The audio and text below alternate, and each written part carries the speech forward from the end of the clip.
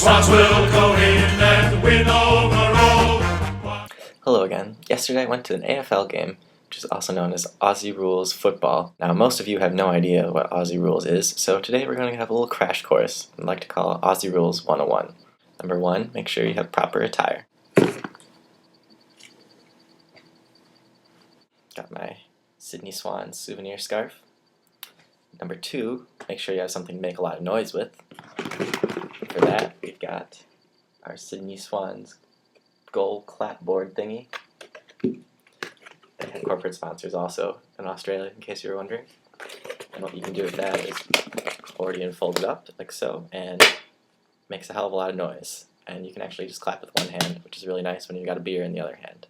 I'll take you through some clips of the game, and I'll explain the rules as we go.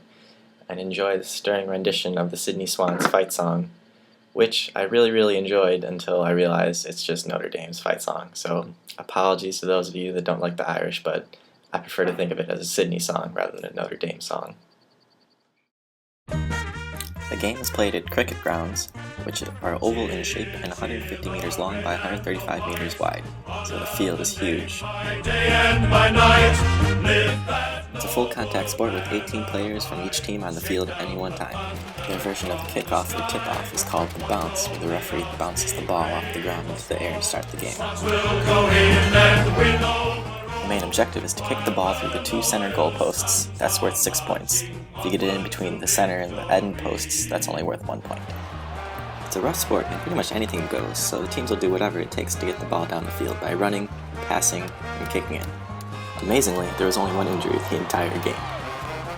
The game time consists of 4 quarters of 20 minutes each, with a lot of stoppage time added in, so in that sense it's kind of like soccer. Most of the time, teams try to drop kick the ball down the field, because if you catch it on the first try, you get a free kick from that spot. If you don't catch it cleanly, you're pretty well guaranteed to have 4 guys trying to tackle you before you can get the ball out. Sorry about the sun, half the game is bright and sunny, the other half dark and rainy. If you catch the ball within the 50-meter line, you'll usually try to kick it right into the goal from there, with varying degrees of success. Some of them have a pretty long wind-up.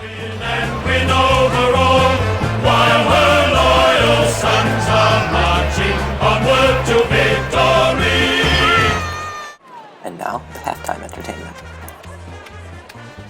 You are supposed to dribble the ball on the ground once every 15 meters if you're running with it, but like the NBA, referees don't seem to care too much about that rule.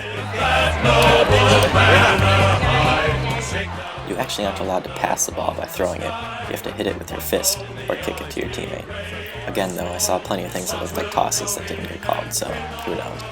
The referees seem content to let them play the game. They only stop play for free kicks and when the ball goes out of bounds. When the ball does go out of bounds though, the referee gets to do this fun little trick. Regardless of who touched it last, they always throw it back in this way.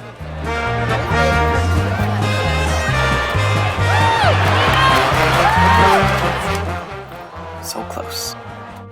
The teams play pretty close man-to-man coverage, but every once in a while they'll get a guy open, and this is how about half the goals are scored.